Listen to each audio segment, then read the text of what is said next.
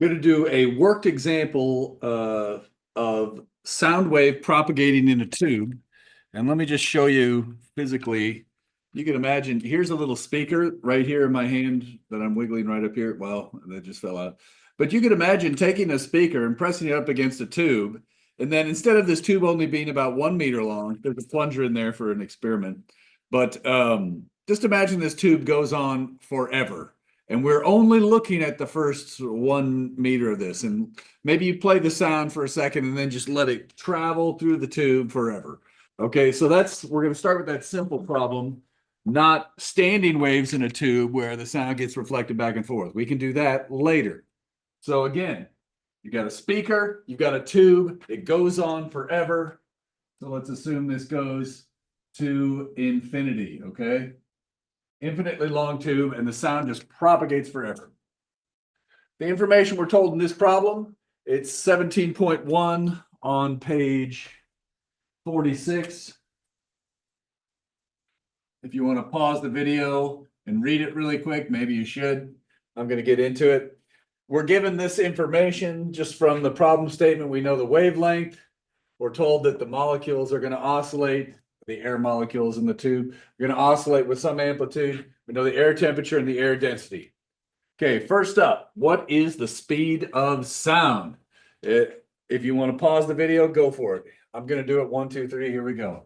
I know that the sound is something like, what is it? 331.4 meters per second plus 0.6. I'm going to leave off the units because I know the answer is in meters per second. But if you are looking at the formula, which I believe it's on page 45, somewhere on the bottom of page 45 is a formula for this.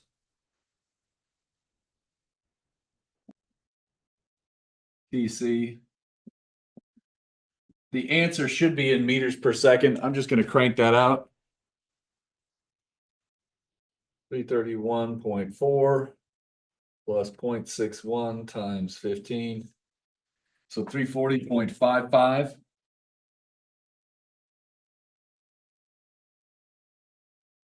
So you can see if the temperature is about, well, I guess if it's about 14 degrees, this would be pretty much spot on at 340. So that gives you, and then we probably don't need all these sig figs, but this is good to the tenths place. And so this one, it's probably only good to right there. So we'll just leave it like that. We could round it later. Frequency of the sound wave. Pause the video if you want to figure it out yourself. 1, 2, 3, here we go. So in this case, what do I know? I know C equals F lambda, where C, sometimes I'll use the letter C for the speed of sound, just so I don't have to write as much. All right, so then let's see, what are we looking for? F. So divide by lambda, F is C over lambda. So we know that number divided by 1.200, so I get 283.8.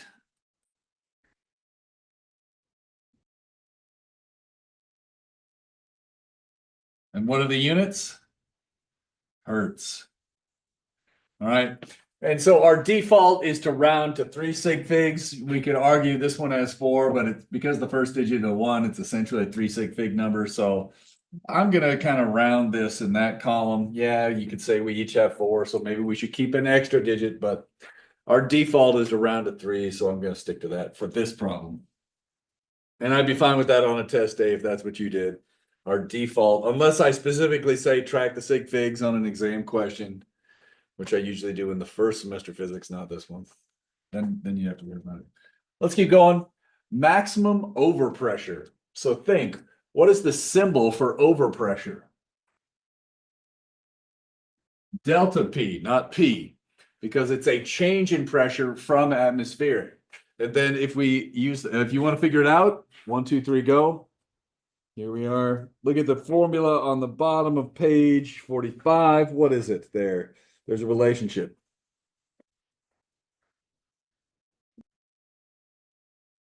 I need to be careful. This said maximum, so I should put a maximum on there.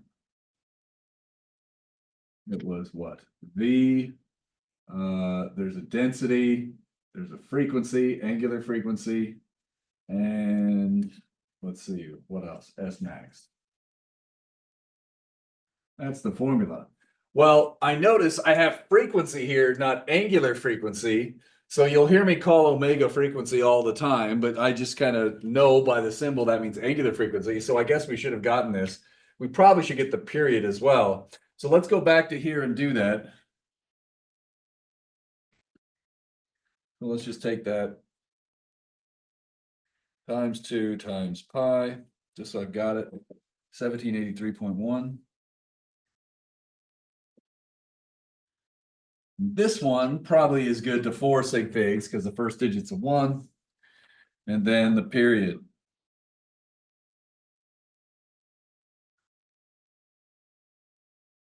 So let's see, 1 divided by, let's just go up and get that.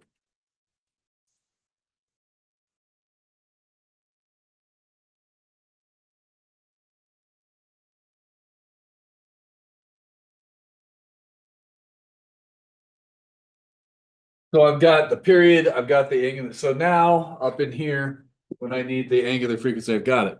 What the heck is S max?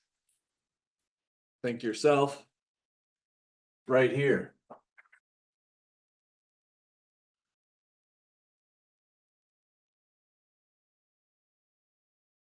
Okay. That is the oscillation amplitude of the molecules as they go back and forth. So I believe at this point, we know S max, we know omega, we know V, which is wave speed. All right, you can see, I don't know what it is about physicists. I use V sound, C, and V. Oh my gosh, why don't we just make this the letter C right now? Well, because this is the way I wrote the equation in the book. I think I wrote it as, oh, I called it V sound here, so let's just stick with that. Sorry about that. But we know all this stuff. Punch it in and go. I'll race you to the point. Okay, so what do we get? V sound was 340.55. I keep the extra decimal places unrounded so I don't screw up.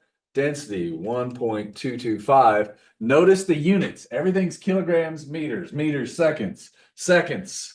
Omega would be, oh crap! I'm a bad human being. Did you see? These are not hertz. They're equivalent to hertz, but I should really be saying radians per second. I'm a bad person. If you caught that and were wondering, good job. You did a good job. All right, anyways, but radians per second and hertz are essentially the same units. Radians has no units. Let's see. So 1.225 kilogram, but all of our units are right, but I guess that's why you check it. So let's see, times omega, which is 1783.1, and then times S max. Aha! S max is not in meters, so I'm going to convert that. So that's going to be 807 EE negative 6 for micro. And I got what, 600.3?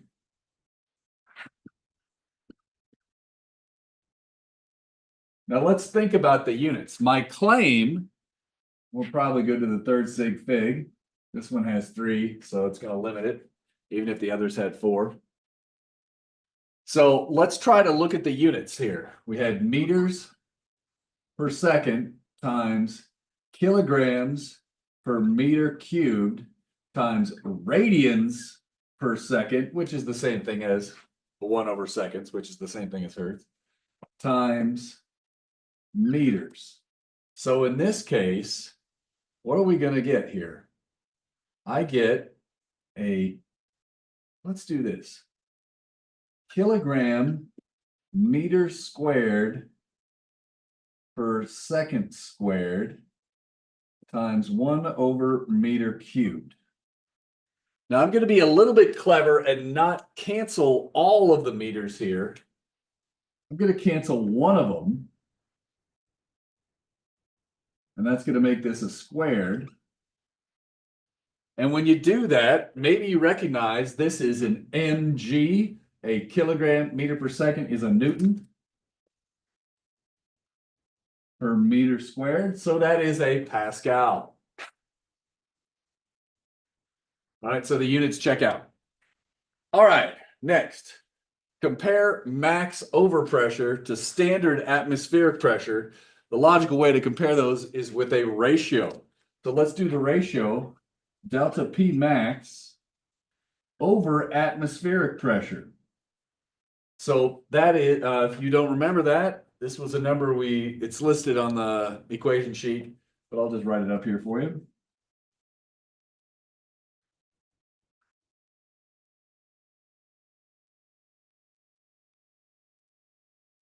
So notice this pressure is actually pretty small. It's 600, which looks like a big number, but compared to 10 to the fifth, it's not that big. So let's just divide this by 1.013 EE5, and you get point, and then we can convert to a percent.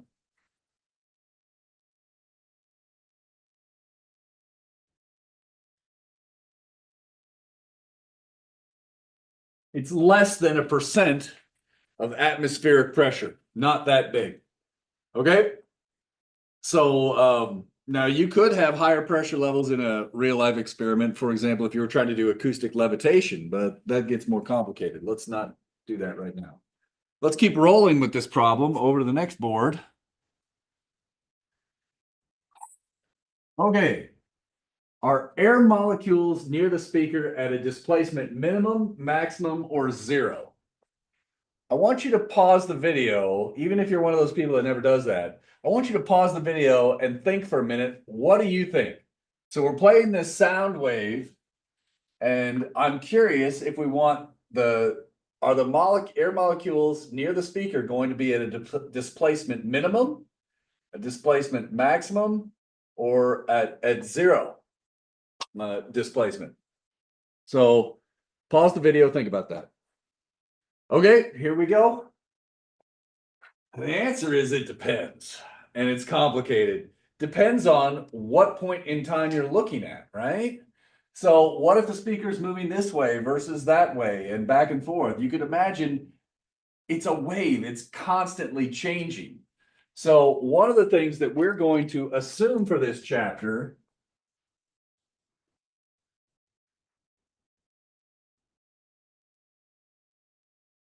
right, is that S as a function of X and T was S max cosine KX minus omega T, and we're going to ignore B, meaning we're always going to choose for this chapter, for this, just to simplify our discussion, that there's no phase angle. Right? So if you set time equal to 0 and X equal to 0, we should be at a maximum, not a minimum, or 0.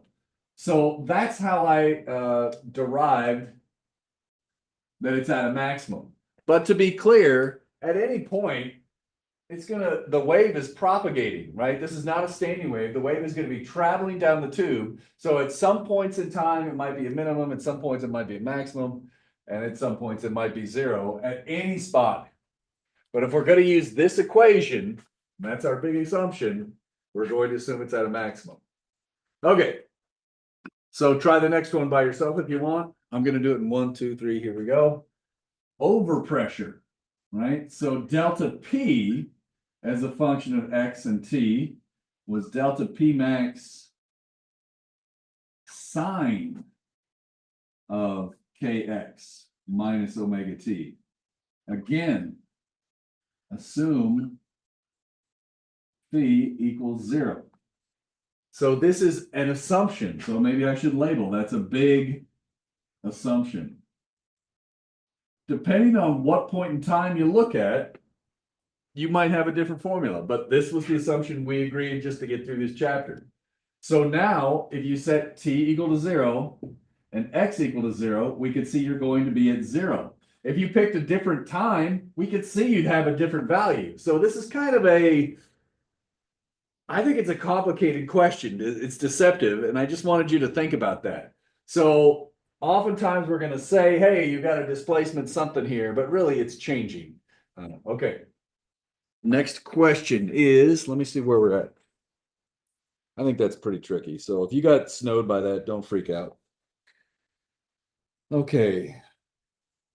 So shade in a pattern of compressions or rarefactions for the first 2.1 meters of the pipe. All right. So in this case, what did I say? Compressions and rarefactions. So I want you to think about a compression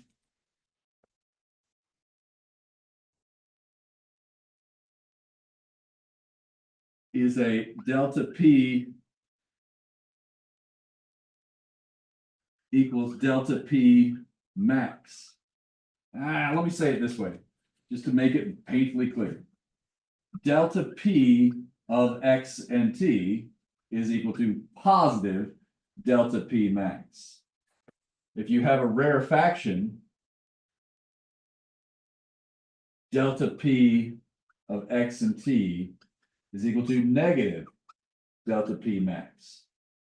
So by that, I mean compressions are high pressure regions, slightly above atmosphere. Rarefactions are low pressure regions. So if we use this formula, we can hopefully sketch it in. So we know right here, it's nothing. So it's not overpressure, it's not underpressured, there's no rarefaction. Now our wavelength, if you recall, lambda was equal to 120 centimeters. It was 1.2 meters. I forget the zero, whatever. And there's two good numbers to know, lambda over 4 and lambda over 2.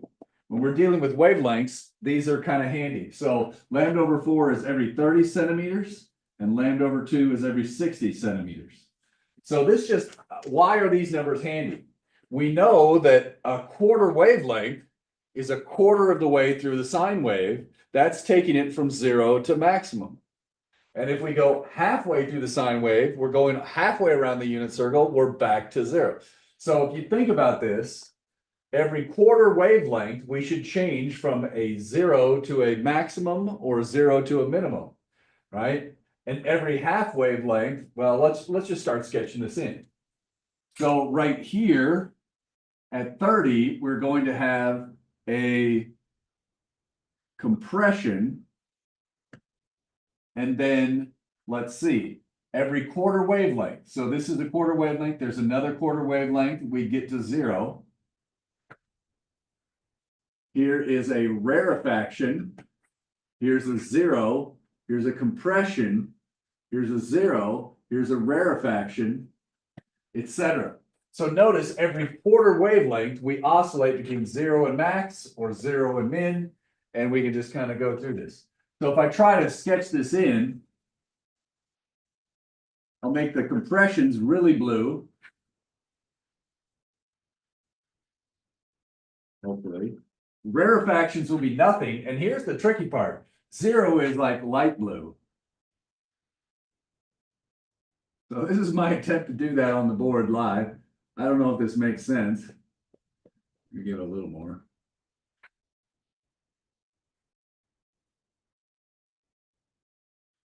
All right, and so then you can see it's probably going to start doing that pattern again.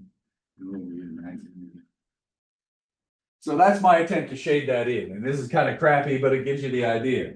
We have no change from standard atmospheric, and then it gets hecka blue. So it hella blue right here. I don't know. You make videos for hours and see how you sound on tape, okay? Tape. Tape? What is this? 1982? Jeez. Get my videotape of Fletch, the movie out. I better finish this problem. What the heck were we doing here? Let's read the question. I got lost. Okay, blah, blah, blah, blah, blah, blah, blah. Okay, we did that. Write equations. Oh, okay. So I did this a little bit out of order. We have the equations here. I haven't figured out all the pieces yet. So we did figure out omega was, what was omega? 1783.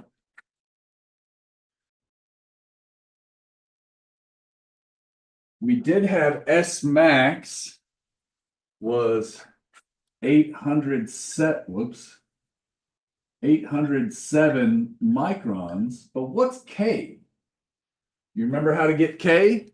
If you want, pause the video and do it yourself. I'm grabbing my calculator. 1, 2, 3, go. That's 2 pi over lambda. And we better write this in meters, but our wavelength, oh, so this, I don't want to use centimeters here. Well, okay, depends on how you're doing the problem, whatever. I'm gonna use meters so I don't have to think. So 2 pi divided by 1.2. So 5.2, I'm just gonna round it here since this is our last number. I don't need the unrounded meters to the -1. Obviously, you better pay attention when you're plotting things. So if you're making your plot with units of centimeters, like I've shown here, then you might actually want to use wave number in inverse centimeters instead of inverse meters. If you're doing it in whatever. So obviously, if you're going to use X in meters, you would want to use K in meters to the -1. So watch your units when you're plugging in and making the graphs. And I know a lot of you are going to be like, I'm not making these graphs, or maybe I'll just plug it into Desmos. Sure, you could do that, but why don't you try and do this? Because a lot of times I have found forcing myself to make my graphs makes me pay attention to little things like the units, right? So yeah, all right, anyways. So in this case, let's do a plot up here. So that's this equation. I think this equation right here, we did know delta P max somewhere. This was 600 pascals. And K is the same, omega is the same, so we know those. So we do know these equations. All right. And when you plug in numbers into here, you should probably include the units when you plug it in, even though you'll have a mixed expression. So you would have units here, X is a variable, no units. Omega is a known number, so you'd include units. T is going to be set to 0 for these plots. So let's just do that.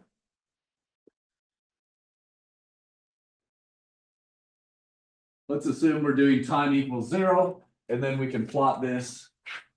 Notice you would be expected to include the units, which are pascals in this case. And then let's see, it's going from, okay, so I'm going to use probably let's go 400 and 800, -400, -800. And this is a signed function, right? Sine function. And we know our wavelength is 30 centimeters. How can I use that? You can do the same thing that we're drawing up here. I know it's 0, and then here's 600, and then it goes back to 0.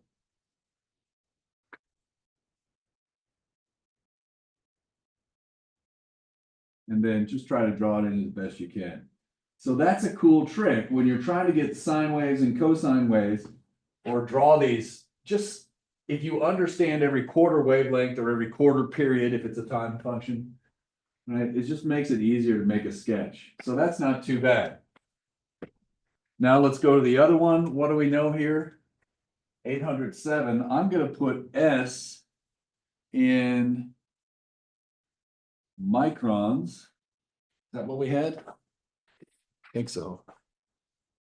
Yes, microns.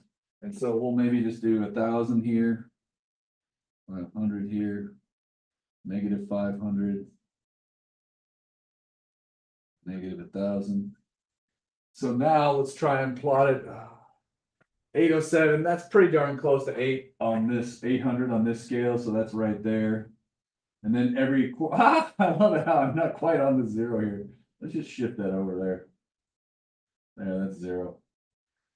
All right, so every quarter wavelength, it's going to change. Hard for me to see at this angle. Is that right?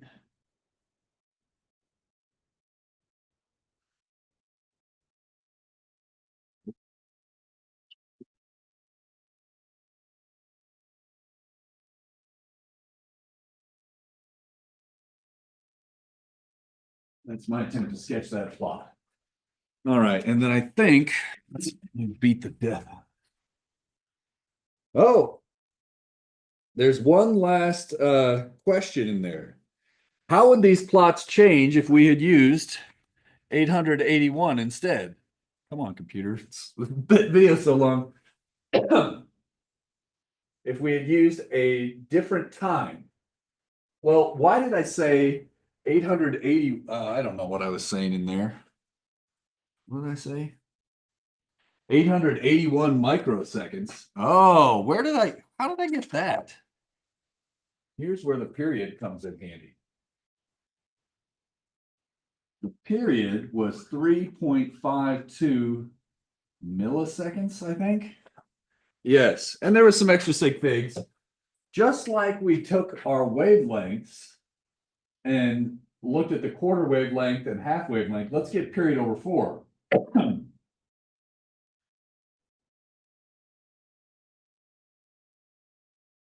Oh my gosh. Period over 4